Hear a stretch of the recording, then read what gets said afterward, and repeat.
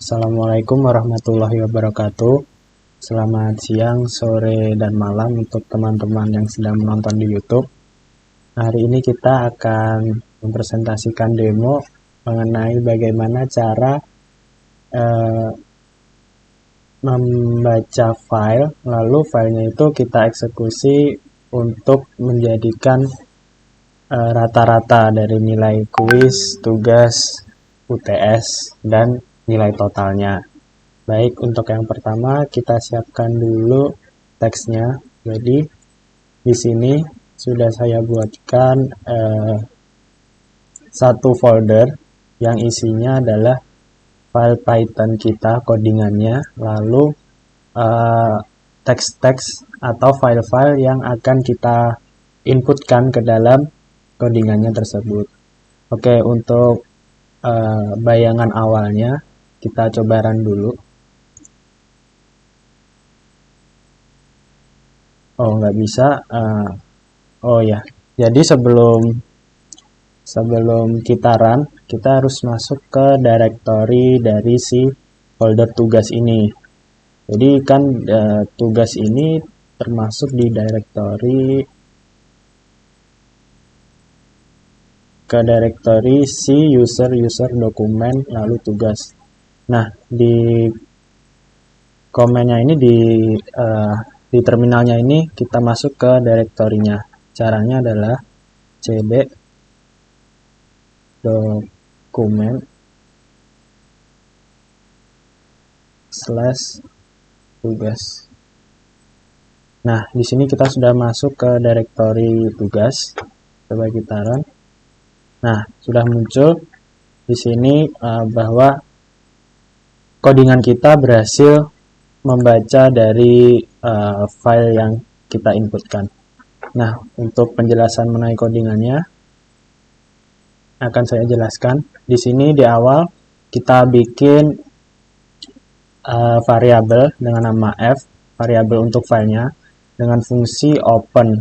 Fungsi open ini adalah fungsi awal untuk membuka file yang ingin kita buka. Jadi setelah kita membuat fungsi open, kita tuliskan nama dari file tersebut beserta formatnya. Karena di sini ada 3 ya. Sebentar. Di sini ada 3. Nah, di sini saya ingin membuka file roughly. Nah, roughly kita tulis namanya roughly, jangan lupa huruf kapitalnya harus disesuaikan, lalu .txt ini sebagai format dari filenya, karena filenya berupa teks ya txt gitu. Terus koma r ini adalah merupakan metode dari fungsi file open ini. R ini dinamakan kalau bisa kita read gitu, jadi artinya ini read, untuk membaca dari file roughly ini tadi. Oke, setelah itu kita buat untuk variabel nama dengan variabel nama /a untuk file dari roughly, dengan f readline. F readline ini maksudnya adalah readline itu kita membaca atau mengembalikan dari satu line di dalam teks. Jadi sebentar kita buka teksnya dulu. Nah, di sini kan ada nama, ini roughly Dwi Putra Nurfadila, ini kita baca satu baris. Nah, setelah itu kita buat strip. Sebenarnya ini strip ini opsional. Ini untuk agar menghapus spasi di kanan kiri dari baris pertama ini. Terus yang selanjutnya adalah replace. Replace ini adalah fungsinya untuk mengubah sebuah karakter menjadi karakter lain. Nah, di sini replace-nya nama. Nah, di sini kan ada nama nih. Nama saya replace sebagai kosong ini. Terus yang kedua adalah Ini juga opsional replace yang ini agar ini bisa saya ganti. Jadi nanti akan ada spasi gitu di Rafli spasi Dwi Putra. Nah ini spasi ini akan saya ganti sebagai spasi juga. Nah untuk selanjutnya adalah variabel nim a. nim underscore a ini modelnya dia integer karena nim kan berupa ini ya angka, ya integer sama read line ini kita membaca satu baris terus replace nim. Ini kita ganti nimnya ini sebagai kosongan.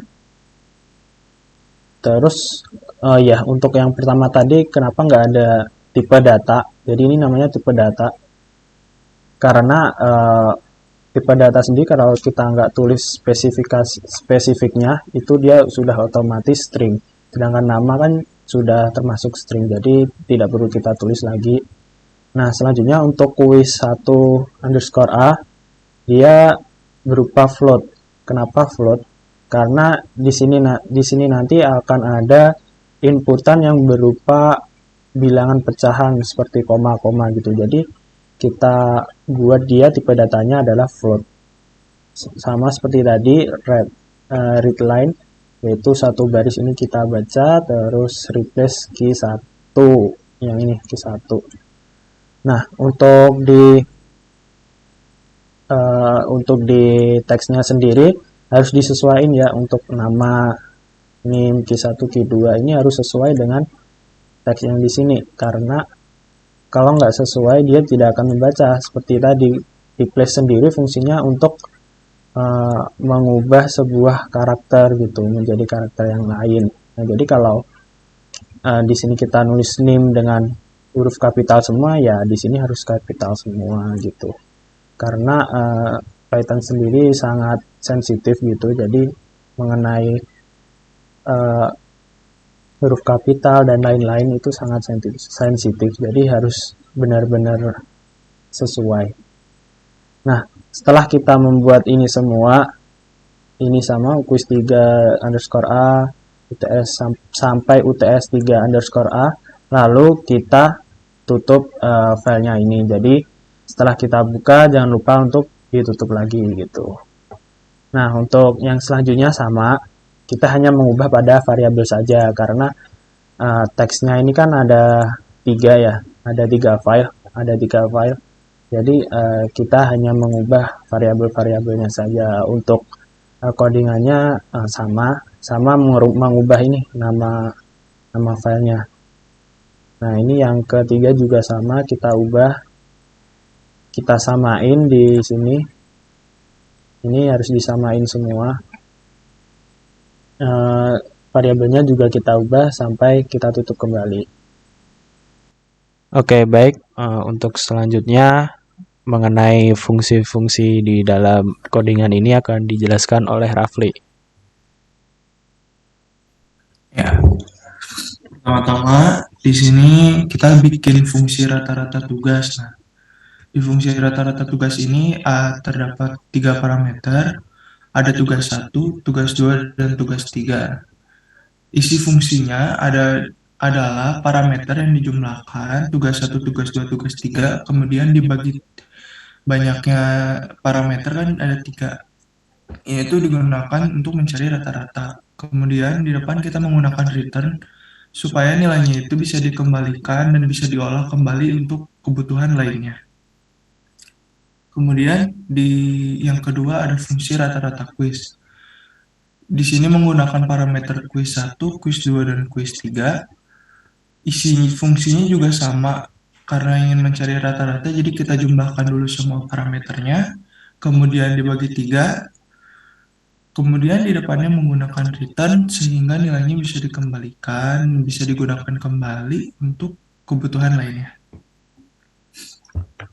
Yang ketiga juga persis untuk fungsi rata-rata UTS. Parameternya ada UTS 1, UTS 2, dan UTS 3. Parameternya dijumlahkan kemudian dibagi 3 dan menggunakan return di depan sehingga nilainya dikembalikan dan bisa digunakan kembali untuk kebutuhan lainnya. Kemudian yang terakhir ada fungsi rata-rata total. Di sini parameternya ada tugas underscore total, kemudian quiz underscore total, dan UTS underscore total. Di sini isi fungsinya memanggil fungsi-fungsi sebelumnya yang sudah ada. Ada rata-rata tugas, quiz, dan UTS. Di sini semua parameternya dikalikan dengan besar persentase yang dibutuhkan. Seperti misalnya di sini ada rata-rata tugas yang dikalikan 30% karena hanya diambil sekitar 30% bobotnya. Ada kuis total yang dikalikan 30% karena dibutuhkan 30% bobotnya saja, dan UTS yang dibutuhkan 40% bobotnya. Kemudian sesudah didapatkan semua hasil perkaliannya kita jumlahkan dan di situ kita dapat rata-rata total tersebut. Kemudian menggunakan return sehingga nilainya bisa dikembalikan dan bisa digunakan kembali untuk kebutuhan lainnya. Oke, baik. Untuk selanjutnya mengenai bagaimana cara mencetak semua fungsi di atas akan dijelaskan oleh Fitri. Waktu dan layar dipersilakan. Oke, pada bagian akhir kita akan membuat suatu fungsi cetak nilai. Di dalam fungsi cetak nilai ini terdapat 11 parameter yaitu nama, NIM, tugas 1, tugas 2, tugas 3, kuis 1, kuis 2, kuis 3, UTS 1, UTS 2, dan UTS 3. Kemudian kita akan membuat 4 variabel baru, yaitu tugas total. Tugas total ini berfungsi untuk memanggil fungsi sebelumnya yang telah dijelaskan oleh Rafli, yaitu fungsi rata-rata tugas. Kemudian terdapat variabel kuis total yang akan memanggil fungsi rata-rata kuis dengan parameter kuis 1, kuis 2, dan kuis 3. Lalu ada variabel UTS total yang akan memanggil fungsi rata-rata UTS dengan parameter UTS 1, UTS 2, dan UTS 3. Selanjutnya, pada bagian terakhir, terdapat variabel nilai total yang akan memanggil fungsi rata-rata total dengan parameter tugas total, kuis total, dan UTS total. Kemudian kita akan mengembalikan nilai pada variabel-variabel tersebut dengan menggunakan fungsi return. Lalu pada bagian akhir, kita akan mencetak nilai kelompok dengan memanggil fungsi yang telah kita buat sebelumnya, yaitu fungsi cetak nilai. Lalu parameternya adalah parameter menggunakan variabel-variabel yang telah dibuat di awal oleh Faisal. Seperti nama underscore A, NIM underscore A, tugas 1 underscore A, dan seterusnya. Menyesuaikan setiap anggotanya. Sekian dari kelompok 12. Terima kasih telah mendengarkan penjelasan kami mengenai fungsi ini. Terima kasih dan wassalamualaikum warahmatullahi wabarakatuh.